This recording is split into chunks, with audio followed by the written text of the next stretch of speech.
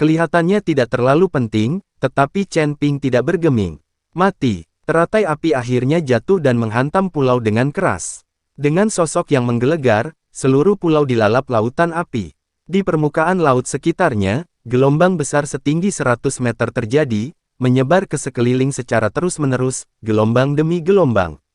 Melambai, kapal roh, yang jaraknya lebih dari 10 mil, terombang-ambing oleh ombak besar, seolah-olah akan terbalik kapan saja. Melihat ini, Gao Qilan berteriak sedih dan marah. Yang lain juga berkeringat dingin untuk Chen Ping, lagi pula, di bawah serangan semacam ini, belum lagi Chen Ping, seorang kultivator di alam komposit, bahkan seorang kultivator di alam kesengsaraan, dia mungkin tidak dapat menahannya.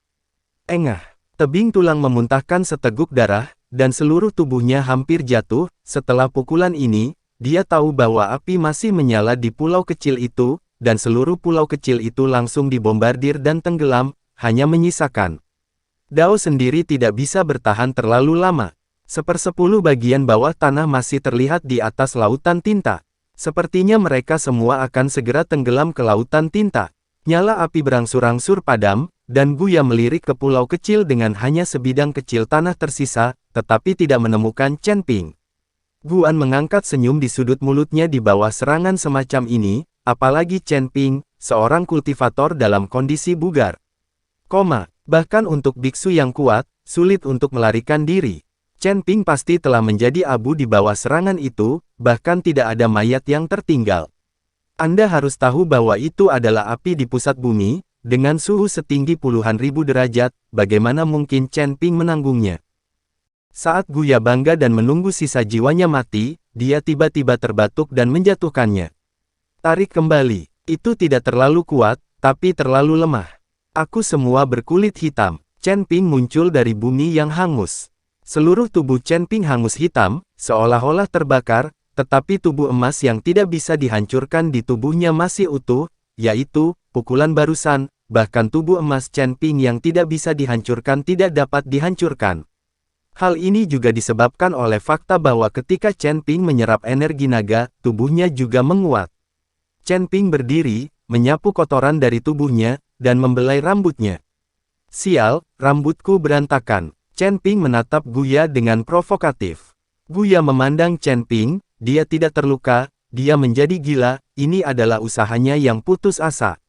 Satu langkah, dia berencana untuk mati bersama.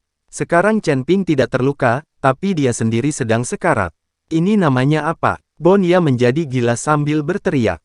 Seorang biksu kuno dibuat gila oleh Chen Ping. Tuan Chen baik-baik saja, dia baik-baik saja. Li Yun melihat dari kejauhan dan menemukan bahwa Chen Ping baik-baik saja, jadi dia tidak bisa menahan diri untuk tidak berteriak kegirangan. Prestasi Tuan Chen pasti tidak terbatas di masa depan. Hantu Gunung Iblis berkata perlahan. Jadi semua orang memandang Chen Ping dengan kaget, di bawah serangan yang begitu mengerikan, dia benar-benar selamat.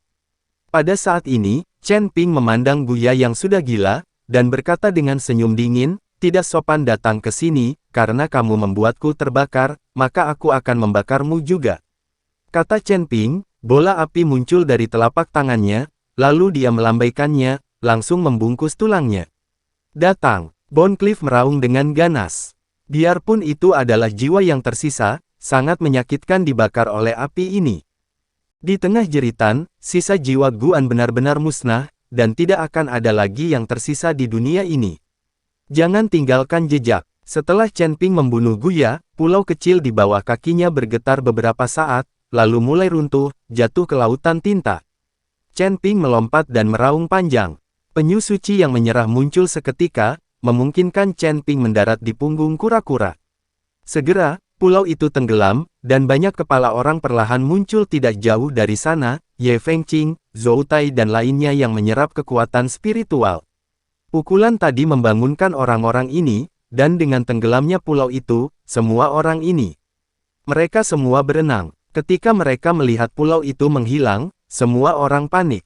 Selain itu, perahu roh juga berlari lebih dari 10 mil jauhnya, sehingga mereka hanya bisa berendam di air.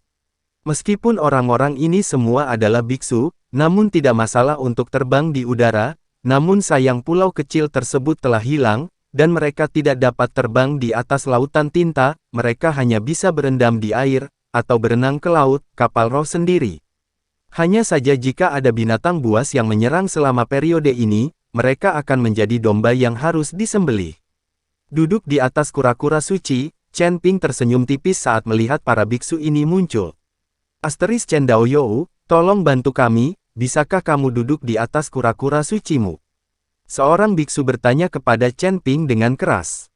Tidak masalah, ayo. Chen Ping mengangguk. Kura-kura suci Chen Ping cukup besar untuk menampung 8 orang, dan tidak ada masalah.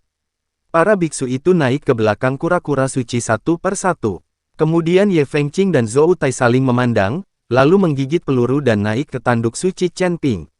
Turun, siapa yang menyuruh kalian berdua untuk naik? Chen Ping berkata kepada mereka berdua. Ye Fengqing dan Zhou Tai terkejut sejenak, lalu Zhou Tai berkata, Chen Ping, jangan pergi terlalu jauh, kamu. Jangan lupa, saya punya tiket untuk Anda naik perahu. Itu bodoh, rendam dirimu di dalam air, jangan memanjat. Chen Ping tersenyum ringan. Hal ini membuat Zhou Tai sangat marah hingga dia berharap bisa menelan Chen Ping hidup-hidup.